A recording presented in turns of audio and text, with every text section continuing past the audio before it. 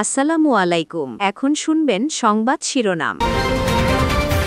সাভারের বাইপাইলে ৩.৩ মাত্রার মৃদু ভূকম্পন অনুভূত।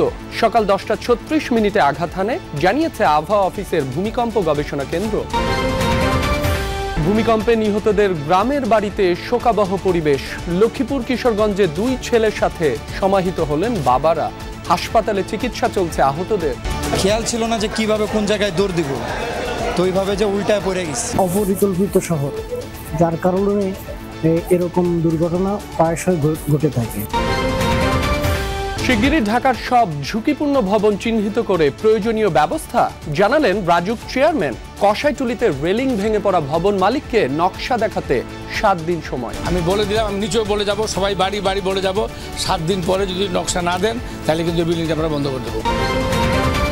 ত্রয়োদশ না চতুর্দশ নির্বাচনে ফিরবে তত্ত্বাবধায়ক ব্যবস্থা, এ নিয়ে আইনজীবীদের মধ্যে মতভেদ।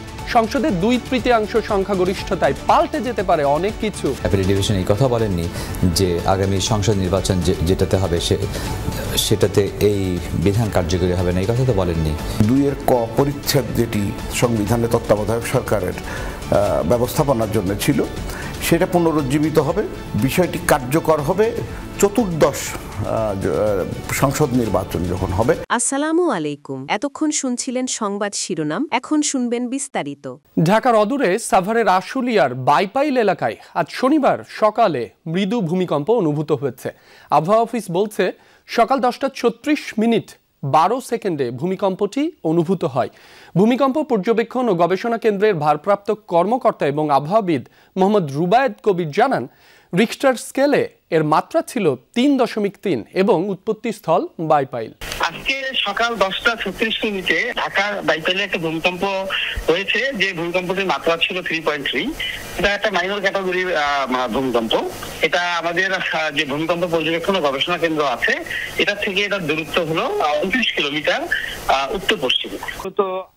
সকাল 10:36 12 সেকেন্ডে যে ভূমিকম্পটি অনুভূত হয়েছে, সেটি মূলত ঢাকার যে আবহাওয়া অধিদপ্তর সেটি থেকে 29 কিলোমিটার উত্তর পূর্ব দিকে অনুভূত হয়েছে। প্রাথমিক তথ্য এমনটাই জানা গেছে এবং সেটি ঢাকার বাইপাইলে যে অনুভূত হয়েছে এবং সেটি রিখটার স্কেলের মাত্রা ছিল 3.3। এমনটাই কিন্তু জানিয়েছেন আবহাওয়া অধিদপ্তরের যিনি আবহাওয়াবিদ এবং গবেষণা কেন্দ্রের যে ভারপ্রাপ্ত কর্মকর্তা রুবায়েত কবির। তার সাথে আমরা কিছুক্ষণ আগে কথা বলছিলাম, তিনি বলছিলেন যে গতকালকের যে ভূমিকম্পের যে প্রকোপ, তারপরে যে আজকের এই ভূমিকম্প, সেটি মূলত আফটার শকই হতে পারে এবং যেমনটি ধারণা করছিলেন বিশেষজ্ঞরা যে এই বড় আকারের ভূমিকম্পের পরে কিন্তু বেশ কয়েকটা আরো ছোট ছোট ভূমিকম্প কিংবা আফটার শক হতে পারে। এটা এই ভূমিকম্পটি তারই একটি প্রমাণ এবং তিনি বলছিলেন যে এমন আরো ভূমিকম্পের সংখ্যায় কিন্তু প্রতিনিয়ত তারা সেটিকে পর্যবেক্ষণে রাখছেন, যেন ছোটখাটো যে কোনো ভূমিকম্প তারা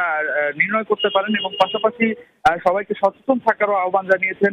যে এলাকা থেকে আসলে ভূমিকম্প অনুভূত হয়েছে সেই এলাকার বেশ কয়েকজনের সাথেও কথা বলার চেষ্টা করেছি। তারা বলছেন যে ভূমিকম্পের মাত্রাটা এতটা কম হওয়ার কারণে তারা অনেকেই হয়তো সেটি অনুভব করতে পারেনি। রাজধানীর বংশালে ভূমিকম্পে ভবনের ধসে পড়া রেলিংয়ের আঘাতে নিহত বাবা ছেলে আব্দুর রহিম ও রিমনের দাফন সম্পন্ন হয়েছে লক্ষ্মীপুরের নিজ গ্রামে। কিশোরগঞ্জের পাকুন্দিয়ায় পারিবারিক কবরস্থানে সমাহিত করা হয় আরেক পিতা পুত্র দেলোয়ার হোসেন ও তার ছেলে ওমরকে। এছাড়া স্যার সলিমুল্লাহ মেডিকেল কলেজ হাসপাতালের শিক্ষার্থী রাফির মরদেহ পৌঁছেছে বগুড়ায় তার গ্রামের বাড়িতে। দুপুরে জানাজা শেষে দাফন সম্পন্ন হবে তার। রাজধানীর বংশালে মাংস কিনতে বাবা আব্দুর রহিমের সাথে দোকানে গিয়েছিল 13 বছরের ছোট্ট রিমন। শুক্রবারের ভূমিকম্পে ভবনের ধসে পড়া রেলিংয়ের আঘাতে সেখানেই মৃত্যু হয় তাদের। গ্রামের বাড়ি লক্ষ্মীপুরে মরদেহ পৌঁছালে আর্তনাদ করে ছুটে আসেন স্বজনরা।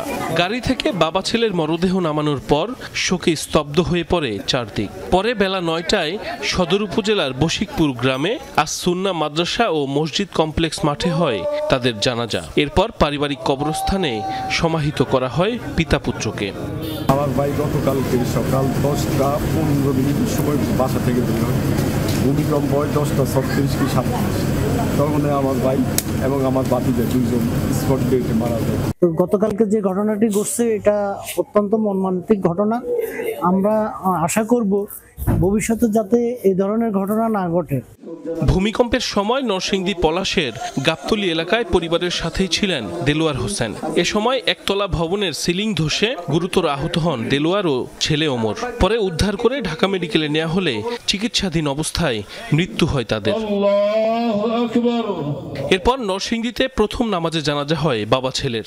পরবর্তীতে কিশোরগঞ্জের পাকুন্দিয়ায় দ্বিতীয় নামাজে জানাজা শেষে পারিবারিক কবরস্থানে দাফন করা হয় দেলোয়ার হোসেন ও তার ছেলে ওমরকে। দ্রুতই ঢাকার সব ঝুঁকিপূর্ণ ভবন চিহ্নিত করে প্রয়োজনীয় ব্যবস্থা নেওয়া হবে বলে জানান রাজুকের চেয়ারম্যান প্রকৌশলী রিয়াজুল ইসলাম। রাজধানীর বংশালের কসাইটুলির ক্ষতিগ্রস্ত ভবন পরিদর্শন শেষে এ কথা বলেন তিনি। বলেন, ভূমিকম্পে ক্ষতিগ্রস্ত ঢাকার সব ভবনের তথ্য নেওয়া হচ্ছে। এ সময় তিনি ভবন মালিকের স্ত্রীর সঙ্গে কথা বলেন। রাজুক চেয়ারম্যান বাড়ির নকশা চাইলে দেখাতে পারেননি ভবন মালিকের স্ত্রী। চেয়ারম্যান জানান, 7 দিনের মধ্যে নকশা দেখাতে না পারলে ভবন সিলগালা করা হবে। ভূমিকম্পের পর থেকে পলাতক পুরান ঢাকার কসাইটুলির ক্ষতিগ্রস্ত ভবন মালিকরা। 7 দিনের সময় দেওয়া হলো। আপনি 7 দিনের মধ্যে ব্যাংক থেকে এটা কালেক্ট করবেন, করে এটা আমার অফিসাররা আসবে। আপনি ফোন নাম্বার রাখো, ফোন নাম্বার নেন, আপনি দিবেন। আর না হলে আমি বলে দিলাম, আমি নিচেও বলে যাব, সবাই বাড়ি বাড়ি বলে যাব, 7 দিন পরে যদি নকশা না দেন তাহলে কিন্তু বিল্ডিংটা আমরা বন্ধ করে দেবো। উচ্চ আদালতের রায়ে সংবিধানে ফিরল তত্ত্বাবধায়ক ব্যবস্থা, কিন্তু এটি কার্যকর হবে কিভাবে? রায়ের পর এই তত্ত্বাবধায়ক ব্যবস্থা পুনর্বহালের সময় নিয়ে বিভক্ত মত আছে আইনজীবীদের। কেউ বলছেন রায়ের পর থেকে এটি কার্যকর, কেউ বলছেন এই ব্যবস্থা কার্যকর হবে 14th সংসদ নির্বাচন থেকে। জুলাই সনদ ইস্যুতে গণভোট, সংবিধান সংস্কার সহ নানা ইস্যুতে এই রায় পরবর্তী সংসদে প্রভাব ফেলবে বলেও মত দিয়েছেন কোনো আইনজীবী। তবে সংসদের 2/3 সংখ্যাগরিষ্ঠতা ওলট পালট করে দিতে পারে অনেক কিছুই, বলছেন আইনজীবীরা। সংসদীয় গণতন্ত্রে ফেরার পর সরকার পরিবর্তনের পদ্ধতি হিসেবে সংবিধানে অন্তর্ভুক্ত হয় নির্দলীয় তত্ত্বাবধায়ক ব্যবস্থা। 3 নির্বাচন অনুষ্ঠানের পর আবারও আইনি পন্থায় বাতিল হয় এই পদ্ধতি। ফলে পরের 3টি নির্বাচন হয় দলীয় সরকারের অধীনে, যার সঙ্গী নানা বিতর্ক। বাতিল হওয়ার প্রায় 2 যুগ পর আদালতের রায়ে সংবিধানে পুনর্বহাল হলো তত্ত্বাবধায়ক সরকার ব্যবস্থা। প্রশ্ন হচ্ছে, এর বাস্তবায়ন কিভাবে এবং কবে থেকে? আপনি শুধু এই কথা বলেননি যে এটা কোন সংসদ নির্বাচনের জন্য এটা কার্যকরী হবেন, বলেছেন ইমিডিয়েট প্রসপেক্টিভলি এটাকে অপারেশন দেওয়া হবে। প্রসপেক্টিভলি অপারেশন মানে হচ্ছে আজকের থেকে।